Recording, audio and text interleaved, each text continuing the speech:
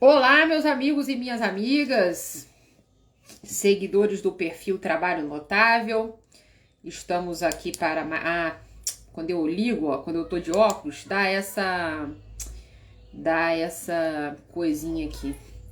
Então, vamos aqui esperar o meu amigo Rafael Lara. Ele já entrou aqui. Peraí, Rafael. Vou colocar aqui, gente, nosso tema de hoje: trabalho, trabalho. É, Rafael, trabalho. Oi, Tudo bem? eu tô ótimo. Olha aqui que fundo que eu arrumei hoje, Carol. Ih, tá bonito mesmo. É de mentira É, ou de verdade? é de verdade. Quer ver? Quer Deixa eu ver? ver. Quer ver? Deixa eu ver.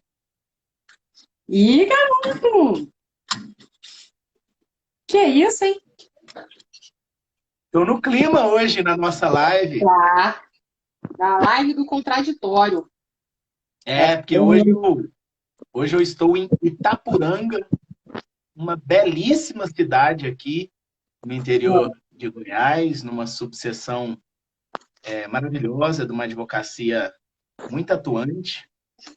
E viajando aqui pelo estado, calhou que o horário da nossa live, de 17 horas, estou em Itapuranga, mas ainda está longe de chegar no horário de casa.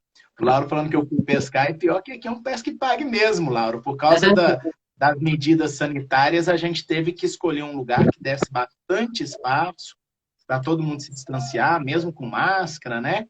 A Ah, gente poder efetivamente buscar um espaço que a gente conseguisse se reunir. Mas estou aqui, o importante é que a nossa live vai acontecer. Professor Pepe Chaves, já entrou? eu acho que já. Deixa eu ver aqui, peraí. Peraí que agora eu tô tentando aqui fixar comentário. Agora deixa eu procurar ele aqui nas pessoas que estão aqui. Peraí, calma. Gente, enquanto isso, boa tarde, meus amigos notáveis. Eu tô querendo ficar esse restinho de ano aqui nesse Pesca Básico. Ó, o Pepe falou que tá aí, ó. Ok, Ó, sim. coloquei aqui, chamei ele. Ó. Ih, eu vou ficar em cima, Rafael. Claro, você tá aí. Meu querido amigo Pepe, tudo bem? Tudo bom, Rafael? Prazer estar aqui com você e com a Carol. Tudo bom, né? Tudo bem? Tudo Tudo ótimo. bem. Você está aí no Pesque Pague aí, tô vendo. Você viu aqui que fundo maravilhoso que eu tô hoje?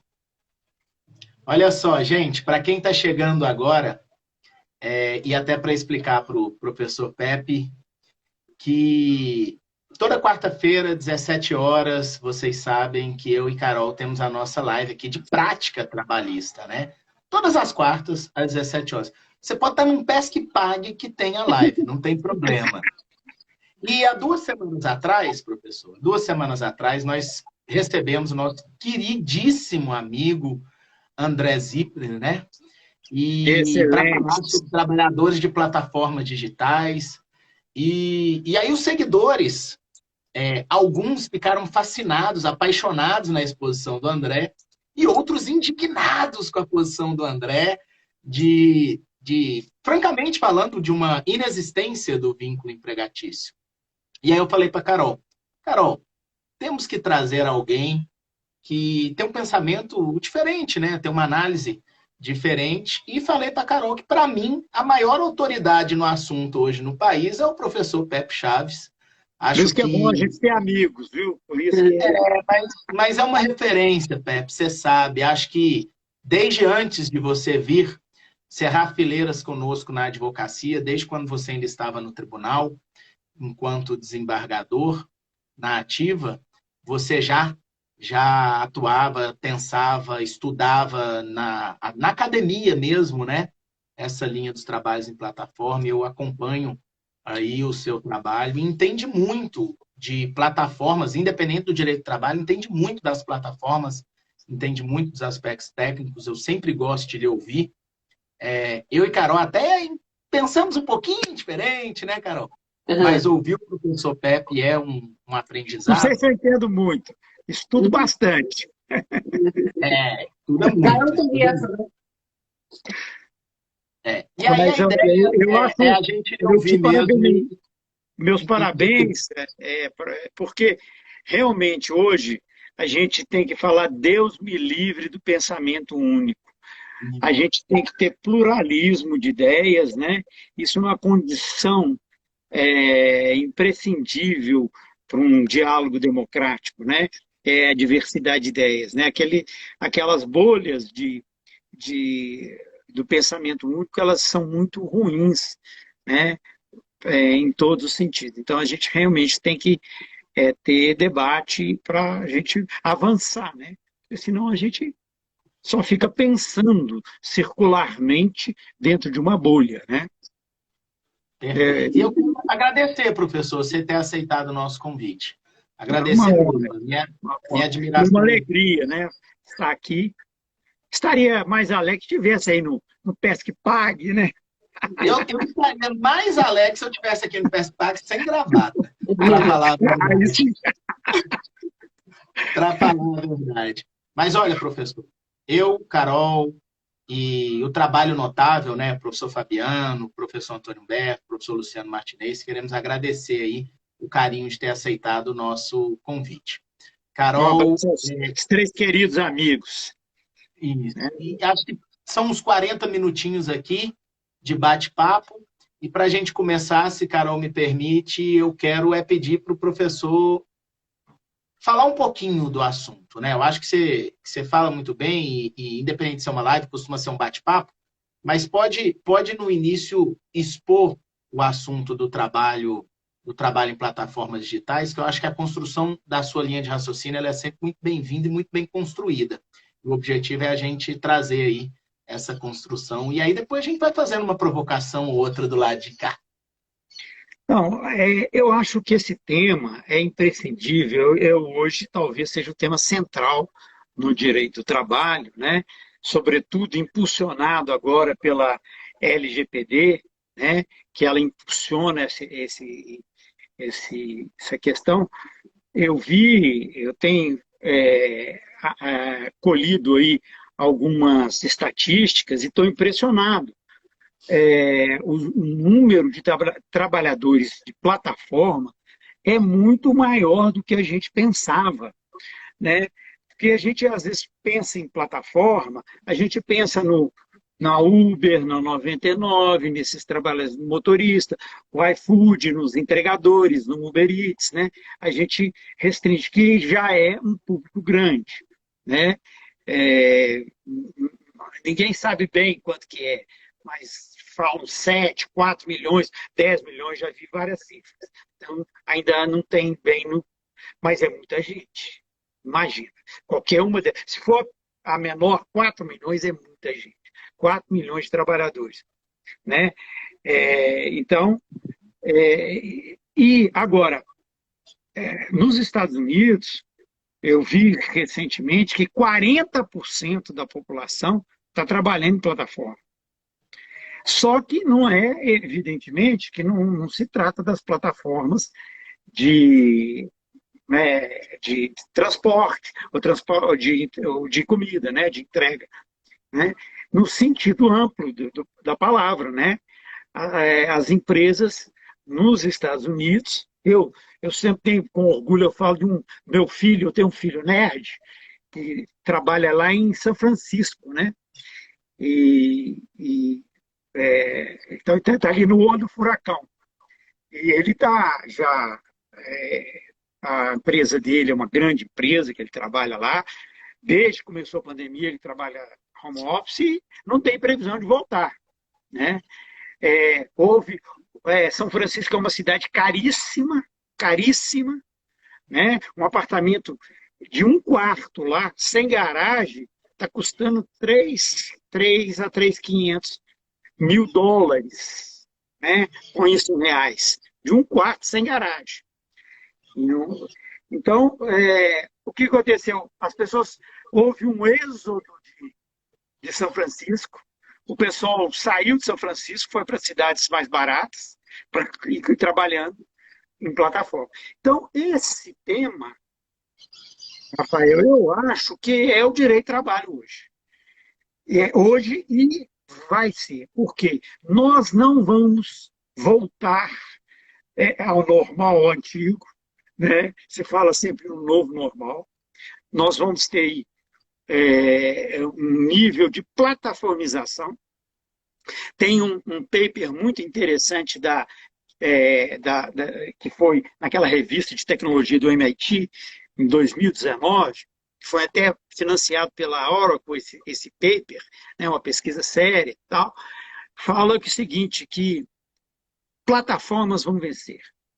Aonde existe, puder ser plataformizado, vai vencer e vai tirar do mercado o que tiver de concorrente.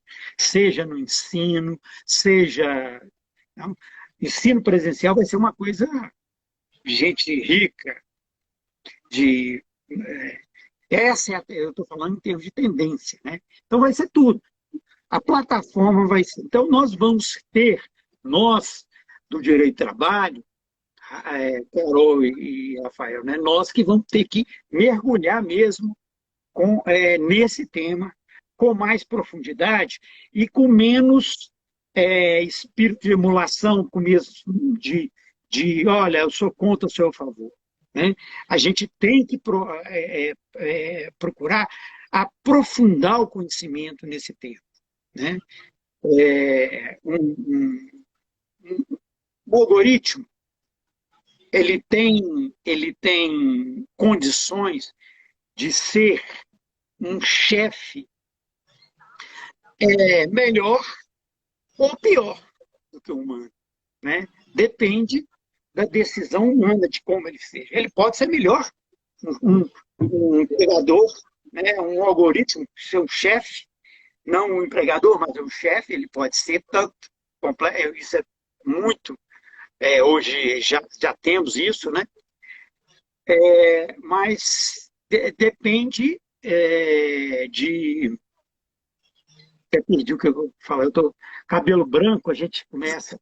Mas Você estava falando que o algoritmo pode ser um chefe. Efetivo. Ele pode ser um bom ou pode ser um mau empregador. Agora, ele pode ser mais justo ou pode ser menos justo. Quer dizer, todas as qualidades humanas podem ser transmitidas e decodificadas e codificadas, algoritmizadas, né? Todas essas falhas e virtudes humanas podem ser traduzidas em dados. Né? Nós estamos vivendo a era, inclusive, o meu livro está aqui para sair, que tem um nome, Direito do Trabalho Orientado a Dados, né? Porque eu acho que é isso. Né? É esse momento da gente refletir sobre o mundo, né? A economia orientada a dados. Nesse paper que eu estava falando, além de falar que toda plataforma, onde tiver plataforma, vai vencer no mercado, né? Ele fala também o seguinte, um dado super interessante, que 84%, isso em 2019, hoje isso é maior o percentual, naquela época era 84% dos 500 maiores ativos nas bolsas de valores norte-americanas, que quer dizer, os maiores ativos do mundo estão lá, né? Os 500 maiores ativos, 84% desses 500 maiores ativos são de bens intangíveis, ou seja, marcas, patentes, softwares e, sobretudo, dados. O que vale mais são os dados. Né? Então, nós estamos numa economia orientada a dados, que o recurso mais valioso são os dados. Né? Então, isso aí impacta diretamente e primeiramente o direito do trabalho, porque o direito do trabalho é um direito essencialmente econômico. Né? Direito essencialmente econômico. Nós sentimos a economia primeiro que todo mundo, nós, os juristas do trabalho. É onde a gente vê na linha de frente um impacto assim, primeiro. Né? Então, a consideração que eu gostaria de deixar é essa. Estamos num mundo orientado a dados. Já 80... Isso é muito impressionante, esse dado de 84, que eu fui pesquisar. Há 20 anos atrás, esse dado dos bens intangíveis dos 500 maiores ativos, que é daquele Standard Poor's 500, né? Os 500 maiores eram só 5% há 20 anos atrás.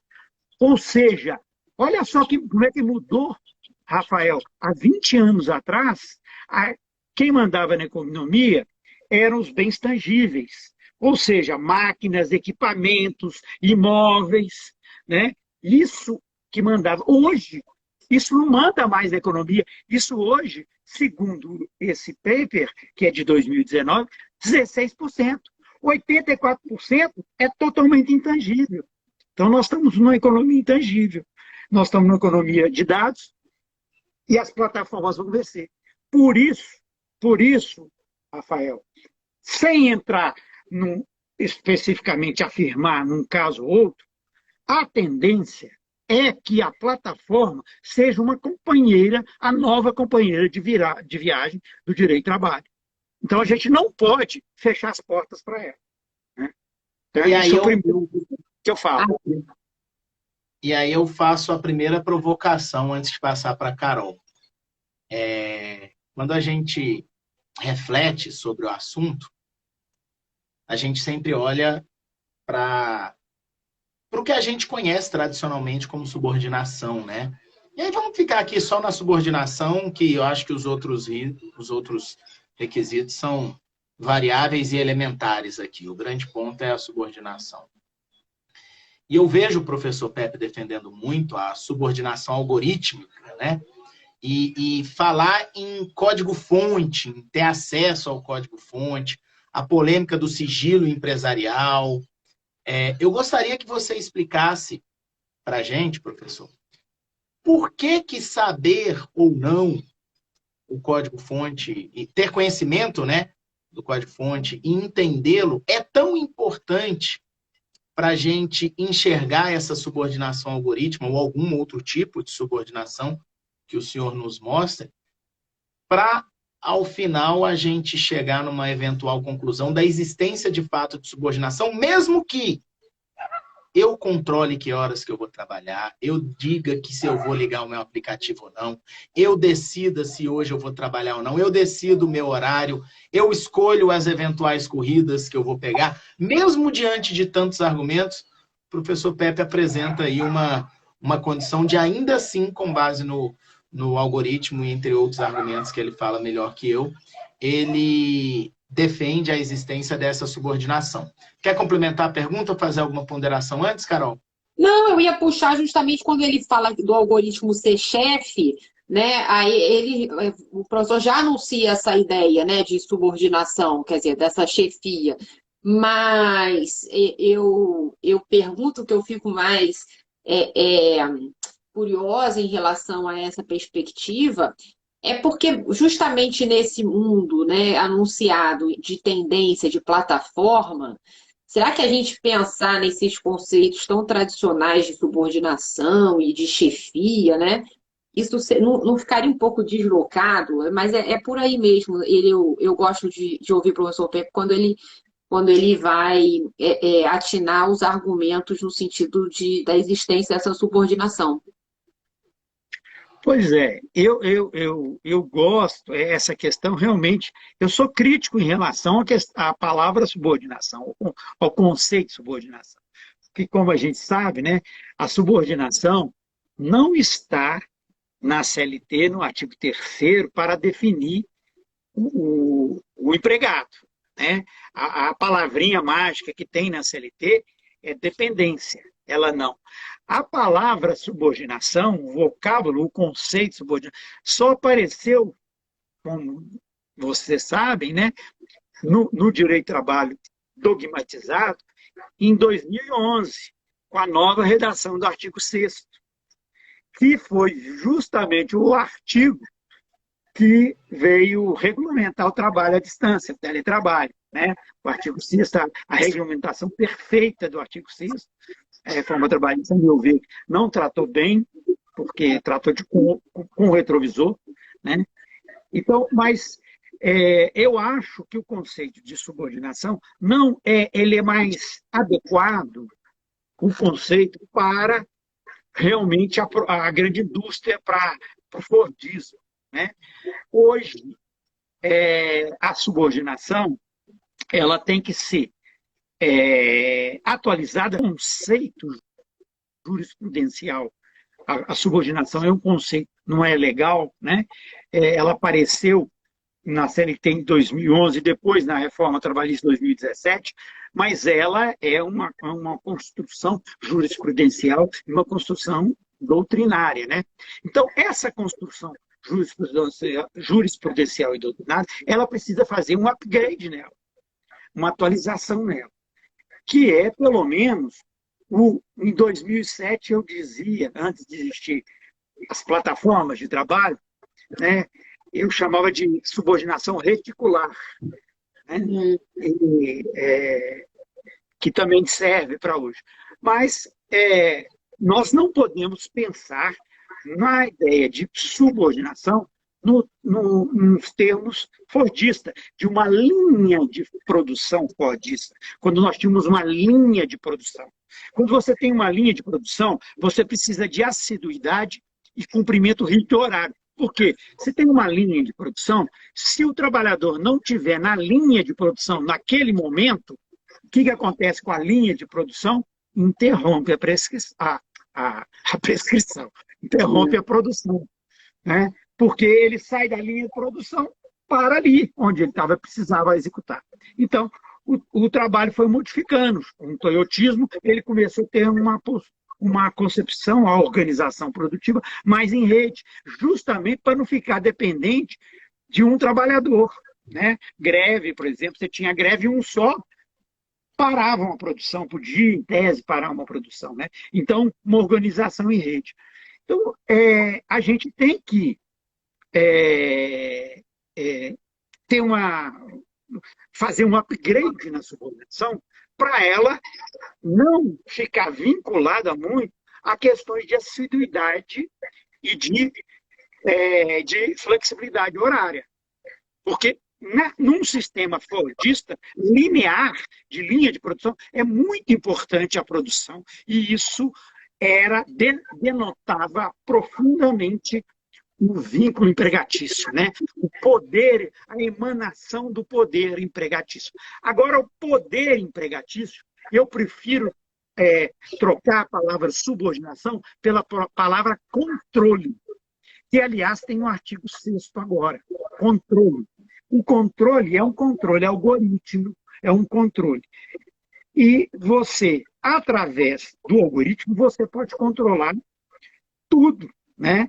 Inclusive a decisão de desligamento da pessoa.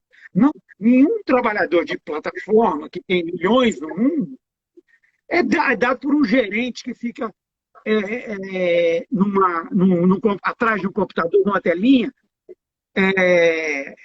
fiscalizando milhões de trabalhadores pelo mundo. Não. A decisão é por um algoritmo. O algoritmo fala, esse aqui é o caso de eu desligar, vamos desligar.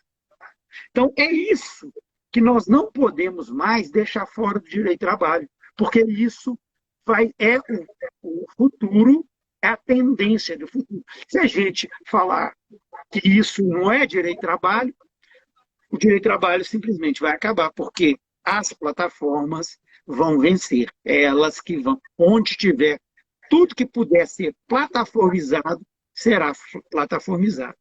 Né? Desculpa, Carol, vai.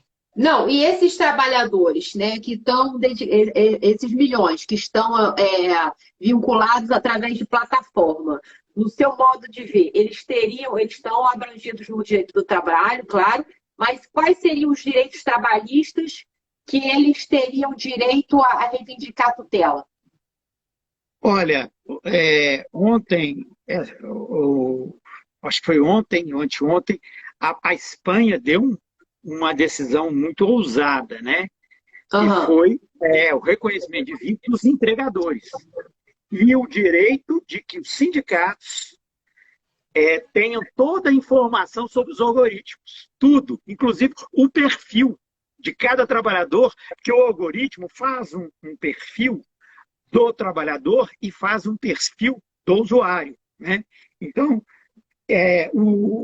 os sindicatos na Espanha vão ter direito de conhecer, inclusive, todo esse algoritmo, né?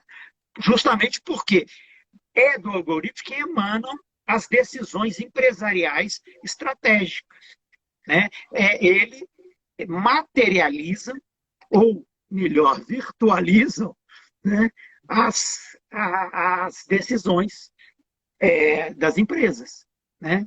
Então, através dele. Por isso que é tão importante, por isso que nós tivemos um precedente agora na SDI, lá chama sede, né? Sede do Rio de Janeiro, CDI, CEDI, né? CEDI, que um debate muito rico sobre isso, inclusive determinando, né, dando autorização ao juiz para que proceda uma perícia computacional, que eu chamo de e-discovery, que é um instituto do direito civil processo civil norte-americano, as regras 34 e 26 do Código Federal, né, de processo civil norte-americano, que impõe a toda empresa norte-americana que atue nos Estados Unidos ou fora dos Estados Unidos o dever de apresentação de todos os dados.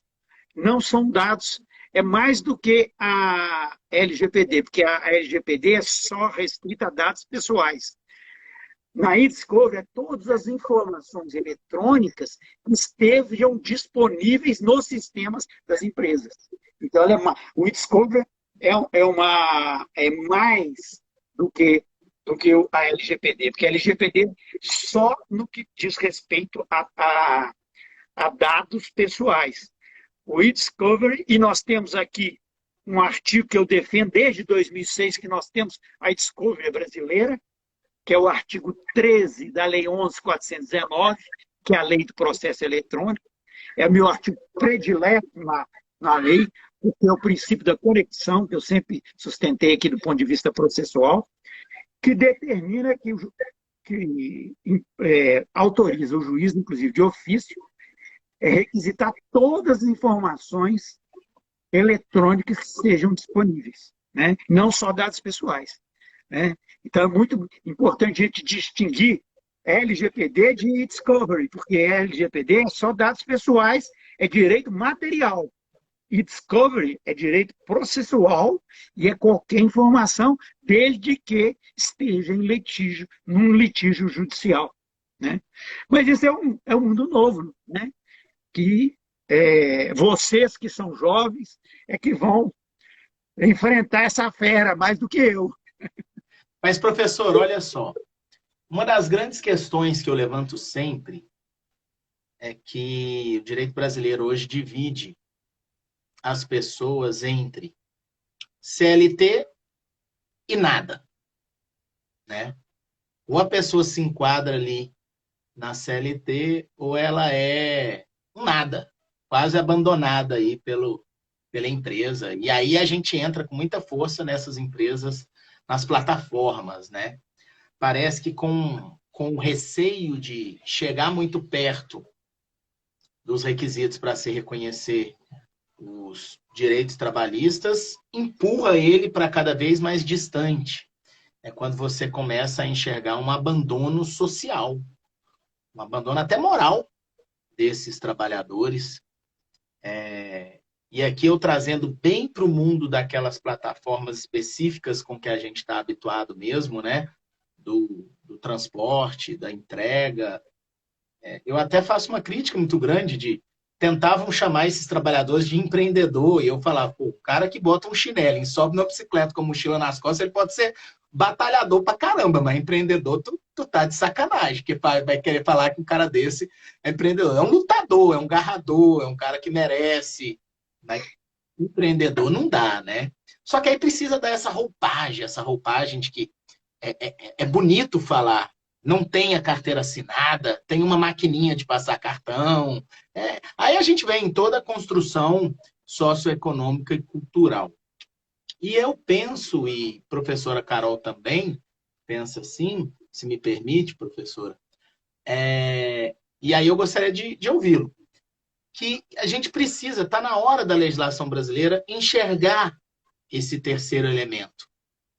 Enxergar uma proteção para os trabalhadores de plataforma, que não seria necessariamente toda a proteção seletista.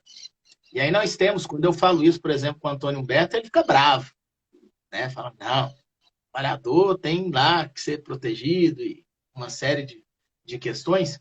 Dependendo de para quem a gente fala também, ele fica bravo também, que não tem que obrigar a empresa a fazer nada, que é livre mercado e que cada um por si e vamos adiante, né? Então a gente tem muitos extremos nessa questão.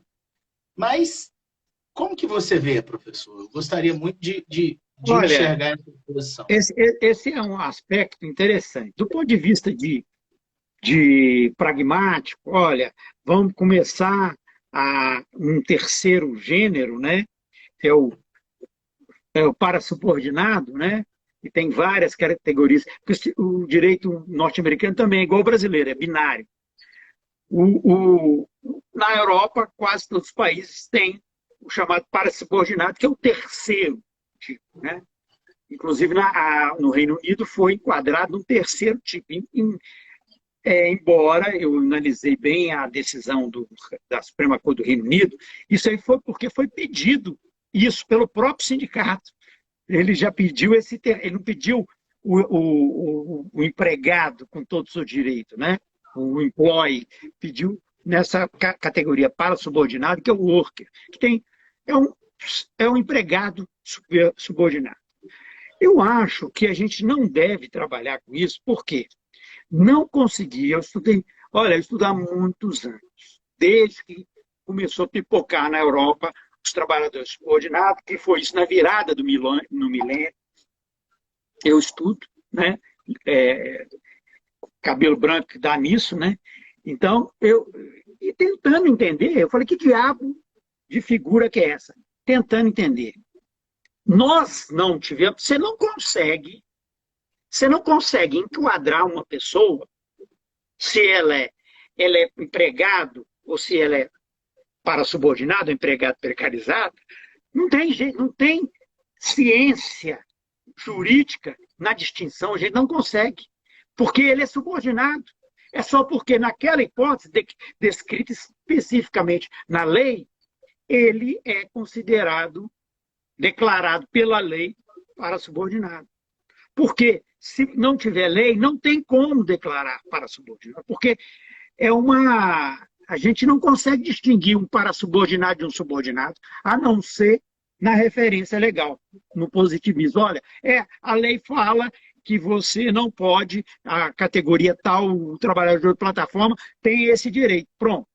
Porque não tem condição da gente distinguir. É muito complexo. E eu acho que a gente não deve criar uma subcategoria de trabalhadores. Por isso, não é bom para a própria economia, né? Ter uma subcategoria de trabalhadores. Então, eu acho que não. A Espanha agora decidiu, porque lá tem o TRAD, né? E espanhol, ele não doura a pílula. Ele chamou lá, é o melhor para subordinado do mundo é o espanhol, porque eles não douram a pílula, eles falam as coisas como são. Falam assim, ó, trabalhador dependente, autônomo dependente. Ele chama assim, autônomo, tracinho, hífen, dependente. É o TRAD. Por quê? Autônomo dependente é um contrassenso, né? É uma contradição em termos essa palavra. Autônomo dependente, né? Mas lá na Espanha chama assim. E a Espanha agora decidiu que não é autônomo dependente. Lá tem a terceira categoria e essa nova lei enquadrou o princípio da presunção que eles chamam de laboralidade plena.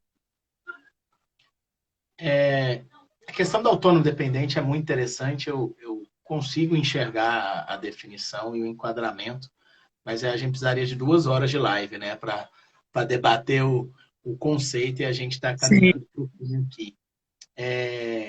E eu gostaria de fazer uma provocação que passou lá atrás. E essa história de efetivamente, como você disse que a Espanha determinou, e aqui no Brasil a gente está debatendo muito isso, de a empresa ter que apresentar essa história de código-fonte, não sei exatamente, ter que apresentar ali, e empresarialmente está se defendendo o sigilo, o segredo da empresa.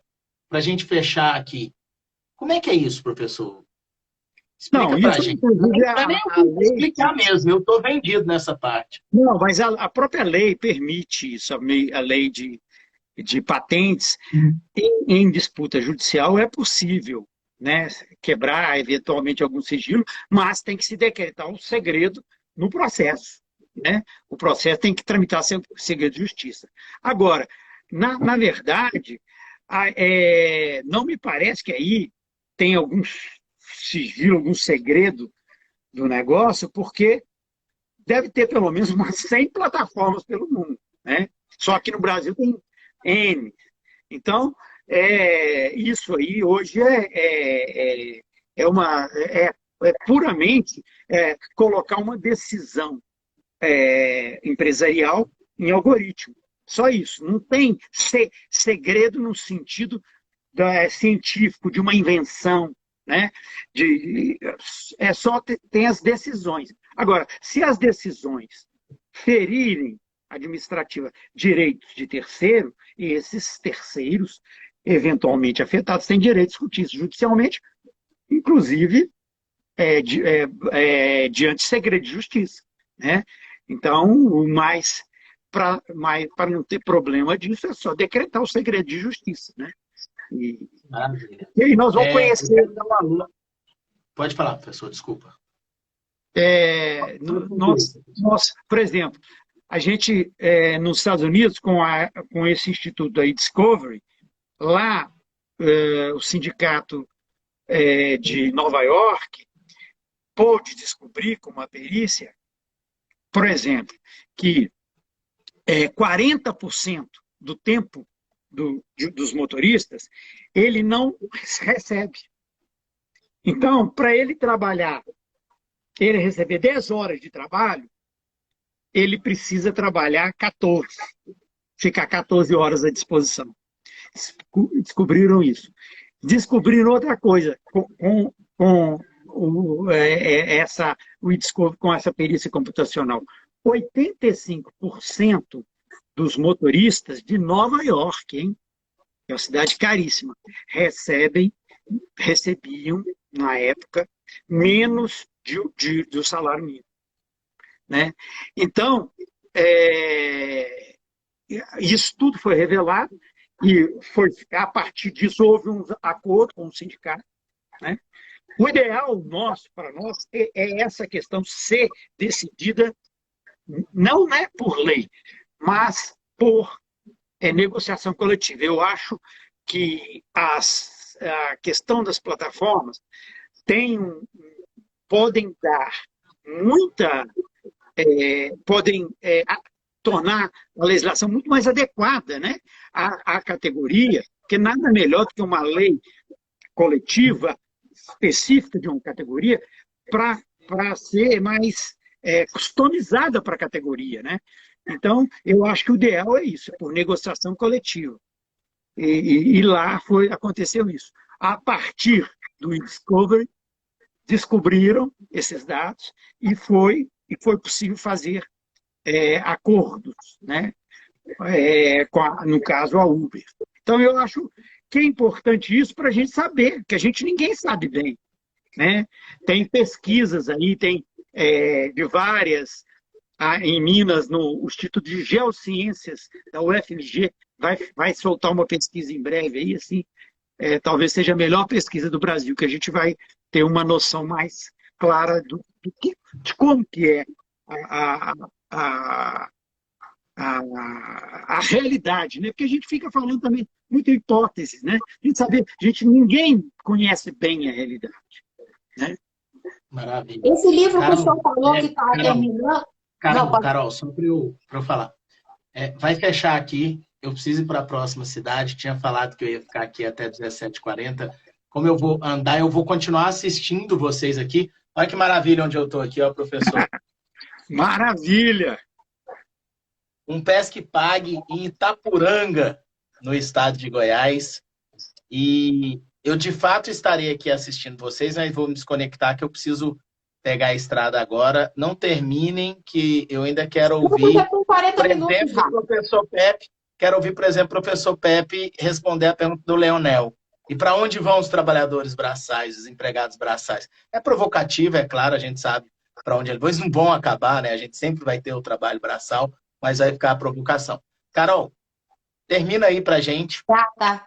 Beijo. Beijo, querido, beijo. Pepe, obrigado, amigo. Um abraço. Obrigado, Rafael, pelo honroso convite, viu? Eu ia perguntar, professor, você falou desse livro que está saindo.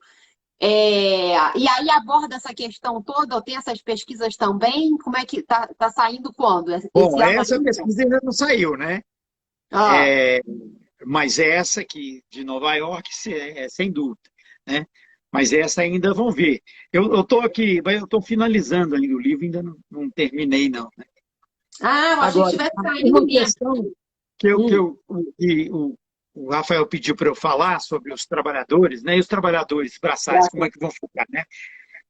É um paradoxo, porque, na verdade, inclusive eu participei semana passada de um congresso europeu de direito do trabalho, para falar sobre robotização do trabalho, e o que a minha fala lá foi no sentido de que eu não vejo problema na automatização. Aham. Os países mais automatizados do mundo, por exemplo, Coreia, China, Estados Unidos, Alemanha, não sei qual que é o outro, só acho que é Suécia, são os 5 países mais automatizados do mundo, robotizados do mundo. E são países que têm o desemprego muito baixo. Então, automatização não significa desemprego. Agora, o que a gente tem que. O problema, o que eu acho, é a robotização do trabalhador humano. Ele está se Uhum. transformando em máquina, porque ele passa a ser dirigido por um algoritmo e passa a ter um tempo de produção robótica. Na máquina não tem descanso. A máquina pode trabalhar 24 horas por dia. Não tem respiro, não tem descanso, não tem intervalo, né? E o que acontece? Esse trabalhador passa a ser robotizado porque ele só é remunerado pelo momento efetivo de trabalho. O artigo 4º da CLT vai para o espaço, que você está à disposição do trabalho. Então, há uma que a gente chama de oclusão absoluta da porosidade do trabalho. O trabalho não tem porosidade mais, não tem tempo de descanso, não tem nada. O trabalho é só aquele trabalho, momento que ele está trabalhando mesmo, cumprindo a tarefa, é que ele recebe. Então, isso, de certa forma, robotiza o trabalhador porque tira dele o direito de respirar no trabalho. Ele não tem direito de um descanso no trabalho, né, durante o trabalho. Então, essas formas de precarização, de robotização, que a gente tem que dar. E as plataformas não vão tirar trabalho. Se você pensar bem, as plataformas criaram inúmeras oportunidades de trabalho que não existiam. Só que estão criando oportunidades precárias de trabalho. O problema é isso. É que criam oportunidade de trabalho, mas trabalho precário. Né? Quem que vai conseguir trabalhar, aposentar com o aplicativo? A pessoa vai morrer no meio do caminho. Né? Ninguém vai conseguir aposentar. Porque você robotizou, automatizou o trabalho. Né? As jornadas nas pesquisas que já foram feitas, jornadas 20% trabalham menos que até 4 horas por dia. Mais de 70% trabalha de 10 a 15 horas por dia. E 10 a 15 horas por dia, 6 a 7 dias por semana. Ou seja, jornada de 60 a 70 horas. Jornada de 44, não existe isso em plataforma, né? Então, Aqui o Vitor está colocando a gente tem que ver, não vai acabar o trabalho braçal. O trabalho humano vai continuar necessário. O problema, nós temos que garantir que ele não seja precarizado. Né? o que o Vitor está colocando aqui é que é muito o discurso, né? A história de que é melhor um trabalho precário do que trabalho nenhum, né? Mas nessa linha de raciocínio, só existirão trabalhos precários. É meio que isso, né? Por que uma plataforma multinacional, milionária, pode ter esse direito, né, de contratar um motorista, contratar um entregador sem vínculo, e um botiquinzinho na esquina, uma pequena padaria, não tem. Precisa de um entregador dele lá e ele tem que contratar. Né? Por que vai dar esse privilégio só por conta do algoritmo? Né? Então, é isso que a gente tem que pensar. Porque o fato, uma coisa que a gente esquece, é o artigo 6º, gente, é um artigo que a gente tem que fazer uma releitura mais profunda dele, o artigo 6º da CLT. Que desde a CLT, desde a edição da CLT, 1943, é possível o vínculo de emprego com trabalho a domicílio. E vamos pensar bem aqui, no trabalho a domicílio, em 1943, você poderia controlar a jornada, ao horário que ele vai começar a trabalhar? Qual trabalhador que tinha telefone em 1943? Nem telefone. Você podia controlar a assiduidade dele. Se naquele dia ele não fosse trabalhar, falar, hoje não vou trabalhar, vou ficar aqui dormindo, ou vou jogar bola, vou fazer outra coisa, vou viajar. Como que o patrão ia controlar? Né? Então, ele tinha a liberdade de trabalhar no dia que quisesse, na hora que quisesse. Desde 1943, no trabalho de domicílio. Então, não é por conta que isso seja... então, o trabalho a domicílio, as condições do trabalho favorecem esse tipo de trabalho flexível, mas nem por isso deixa de ser a existência do vínculo de emprego.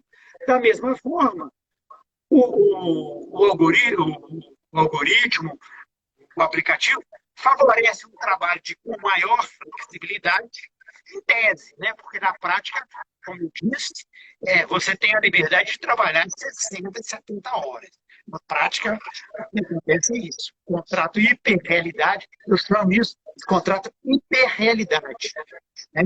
É um upgrade do contrato realidade, do direito do trabalho. Eu escrevo sobre contrato hiperrealidade. Né? Então, são essas questões que a gente... Agora, hoje, nós temos aí a maioria, que a gente tem que constatar que a maioria dos juízes tem pensado que não tem vínculo. Isso é fato. Tanto no TST, não sabemos ainda. As decisões porque são turmas que estão mais ágeis nos julgamentos. Não quer dizer que esse ainda é o pensamento do TST. Né? Mas me parece que a maioria dos juízes ainda pensa dessa forma. Embora, quando a Uber entrou aqui no Brasil, em 2014, devia ter uns 3, 4 juízes que achavam que tinha vínculo. E uns 3 mil que achavam que não tinha. Hoje, já deve ter uns 1.000 juízes que entendem que tem vínculo. Então mudou. Isso é verdade. Agora, em relação, para quem acha que tem vínculo, como é que o senhor vê a história da responsabilidade do usuário, principalmente assim, no caso dos entregadores, né? O compartilhamento da responsabilidade entre a plataforma e o tomador final do serviço, né? Talvez a pizzaria, digamos assim? Ou, ou não vê essa responsabilidade do tomador final? Porque quando a gente fala em Uber, né, a gente está falando A, de pessoa a física, não faz. responsabilidade, né? Eu acho que há uma corresponsabilidade dos dois, tanto do restaurante como da plataforma. Há uma corresponsabilidade do ponto de vista de direito de indenização civil, né? Trabalhista, com o restaurante eu acho difícil, né? Porque aí há uma mutação muito grande.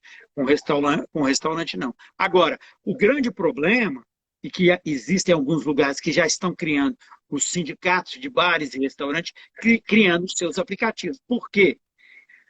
Porque nos aplicativos de comida, as empresas de aplicativo estão mordendo dos dois lados. Estão mordendo forte no trabalhador, mas também muito nos restaurantes. Muitos restaurantes estão deixando de entrar no aplicativo porque está dando quase que estão tendo prejuízo. Uhum. Porque o percentual que a plataforma cobra também é muito. Então, eu acho que vem aí uma tendência, já tem um sindicato que fez isso, mas a tendência é os sindicatos de bares e restaurantes criarem o seu próprio aplicativo, né? E o sindicato, o restaurante e o consumidor, né?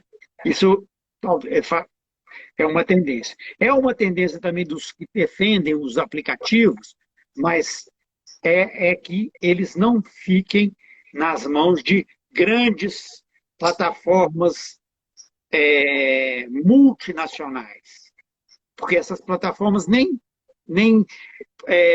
visam ter lucro ali com aquele trabalho. O negócio muito mais no mercado financeiro, né? A Uber, por exemplo, ela nunca, você sabia disso, ela nunca deu lucro na história dela, desde 2009. Como que você explica que ela tenha tanto valor? Ela vale hoje 80 bilhões de dólares nas bolsas, e ela, desde 2009, nunca deu lucro. Só nos últimos 4 anos, ela deu um prejuízo de 20 bilhões de dólares, gente. Imagina uma empresa que tem um prejuízo de 20 bilhões de dólares. Eu falei dólares, quer dizer, mais de 100 bilhões de reais de prejuízo. Que empresa que consegue funcionar assim? É porque ela não funciona tanto na lógica do custo ali, também um pouco nisso, mas, sobretudo, num problema no cassino financeiro. São investidores que acreditam nesse modelo e acreditam que hoje a Uber, fora as 5 Big Techs, né, é a maior plataforma de extração de dados do planeta.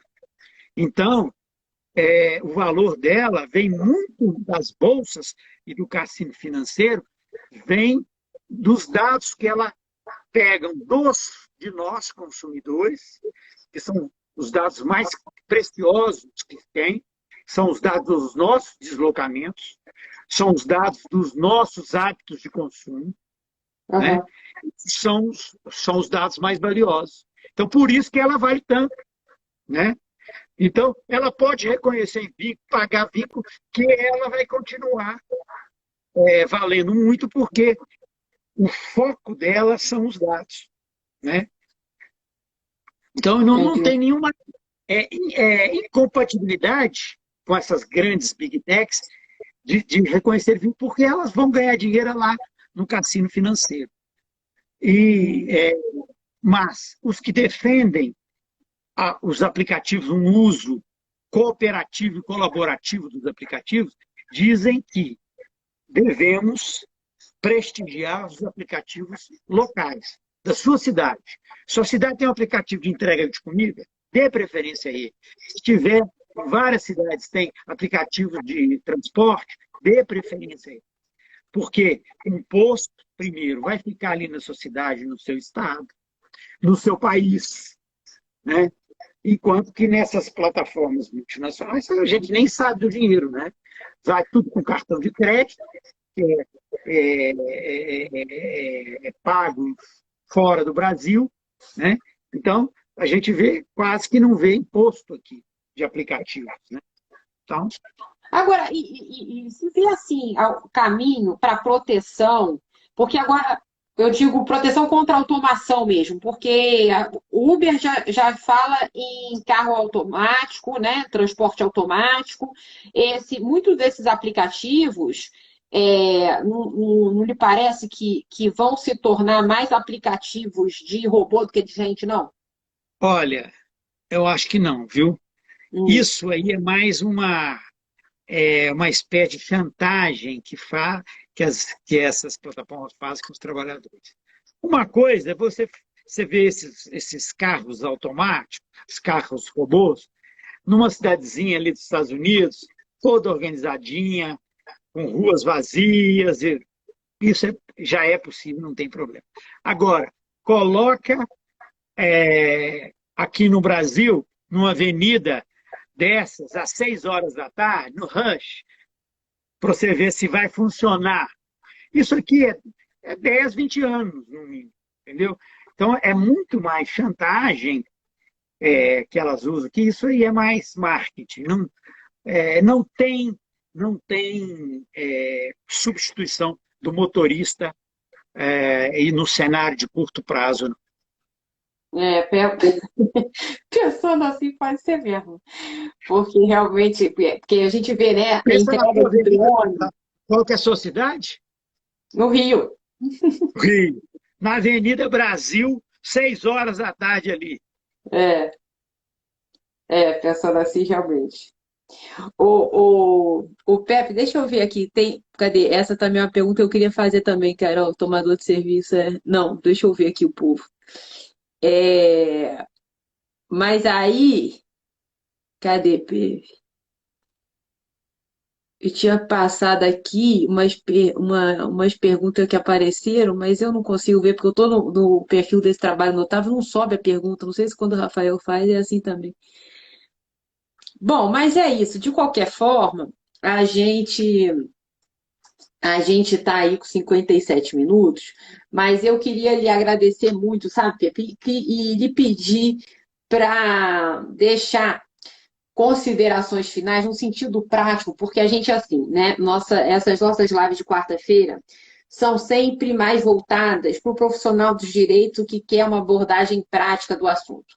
Eu acho que da conclusão que a gente tem dessa conversa de plataforma digital, acho que no seu modo de ver, e aí me corrija se eu estou errada, é salutar existe uma chance razoável de sucesso do advogado que ingressa com ação trabalhista para esse trabalhador de plataforma digital, postulando um vínculo de emprego e tutela dos direitos trabalhistas daí decorrente. Não necessariamente, então, com o tomador final, o usuário, digamos assim, o aproveitador do serviço, mas sim com essas plataformas. Eu acho que mesmo enquanto, quer dizer, muitas vezes eu penso, e o Rafael, a gente comenta sobre isso, de enquanto não houver uma lei regulamentando a atividade de plataforma, que deveriam ser garantidos direitos mínimos, a gente pensar num meio termo, mas eu entendo quando você coloca que esse meio termo acabaria sendo um chamariz para que houvesse uma verdadeira zona de conforto nesse meio termo que acaba sendo uma opção Vai virar precarizante. regra, né? Exatamente. Então, eu acredito que do seu modo de ver, é legítimo e existe uma chance de êxito muito relevante desses trabalhadores que ingressam com demandas trabalhistas, postulando vínculo. Talvez, eu não sei se arriscaria tanto, talvez se a solução desse conflito não se desse na Justiça do Trabalho, mas por acordos coletivos, por normas coletivas, eu acho que até no seu sentir seria mais confortável, ou não?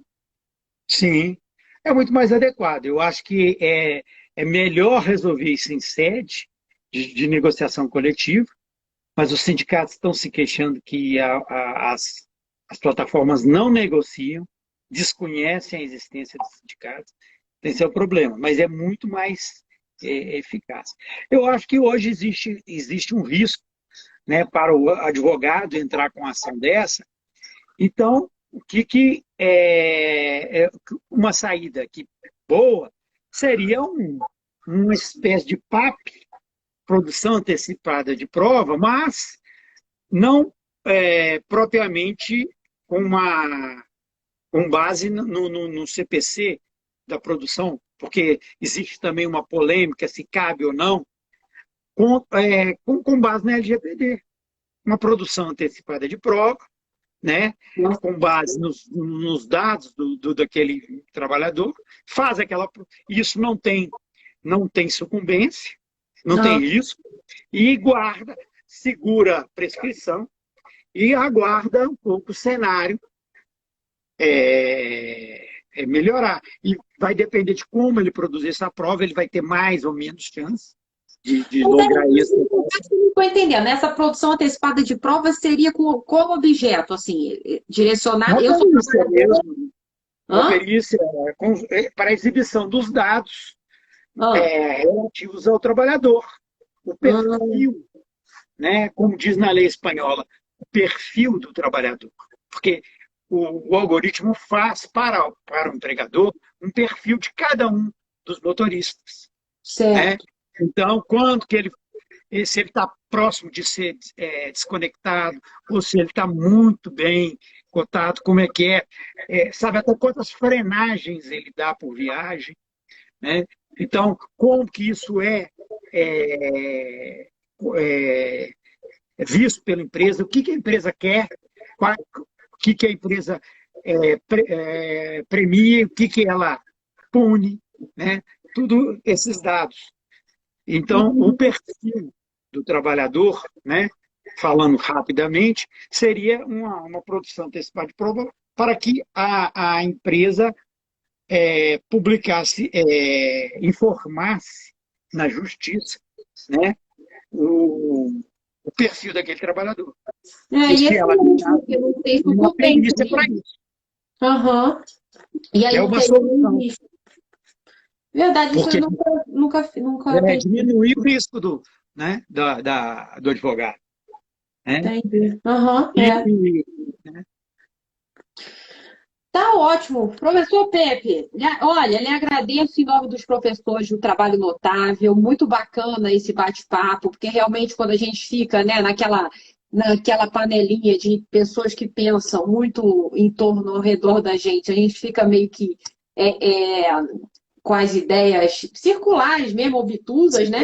Então, eu acho que é muito enriquecedor esse tipo de debate, me deixou então, do procedimento preparatório, me deixou com a maior pulga atrás da orelha, porque realmente nunca tinha pensado, e eu acho que pode ser um caminho interessante, até porque hoje no CPC, quando fala até de procedimento preparatório, ele ainda fala assim, que é possível, né, o cabimento, nas hipóteses, nos cenários de possibilidade de acordo, né? Então, talvez até para você ampliar um debate eu acho que pode ser um caminho bem bacana.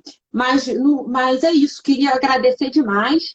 Quer falar alguma coisa, professor? Não, só agradecer, viu, Carol? Um prazer aqui, uma alegria, né, debater esse tema que eu gosto muito. Né? Então, sempre é às ordens. Parabéns aí pelo trabalho notável de vocês, né? Imagina, a gente aqui agradece, estou doido para ver esse livro, eu gosto muito de ler os artigos do senhor, e deixo um grande abraço mesmo, que a gente renove esse papo aí em outras oportunidades. O artigo no nosso livro, né, na coletânea de novas relações de trabalho, temos um artigo do professor Pepe, viu, pessoas?